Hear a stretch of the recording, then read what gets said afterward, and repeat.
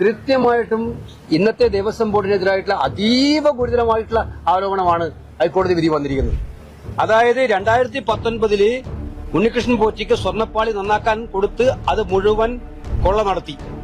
ആ കൊള്ളയെ സാധൂകരിക്കാനും ന്യായീകരിക്കാനും വേണ്ടിയിട്ട് 2025 ഇവർക്ക് വീണ്ടും കൊടുത്തു എന്ന നിഗമനത്തിലേക്കാണ് ഹൈക്കോടതി വന്നിരിക്കുന്നത്. ആ പഴയ കൊള്ള ന്യായീകരിക്കാൻ വേണ്ടിയിട്ടാണ് പുതിയ 2025 തീരുമാനം എന്ന് ഹൈക്കോടതി വ്യക്തമായിട്ട് പറയുന്നുണ്ട്. അപ്പൊ പുതിയ ഇപ്പോഴത്തെ നിലവിലുള്ള ദേവസ്വം ബോർഡിനെതിരായിട്ടുള്ള ക്ലിയർ ആയിട്ടുള്ള നിരീക്ഷണമാണ് ഹൈക്കോടതി നടത്തിയിരിക്കുന്നത്. ഒരു നിമിഷം പോലും തിരുവിതാംകൂർ ദേവസ്വം ബോർഡ് തുടരാൻ ഇറക്കുന്നില്ല. ഈ നാട്ടിൽ നമ്മൾ മനസ്സിലാക്കേണ്ടത്, ഇടതുപക്ഷ മുന്നണി ഭരിക്കുമ്പോൾ നമ്മുടെ അമ്പലങ്ങളിലെയും ആരാധനാലയങ്ങളിലെയും സ്വത്തുക്കൾക്ക് രക്ഷയില്ലാത്ത അവസ്ഥയാണ് ഇന്ന് വന്നിരിക്കുകയാണ്.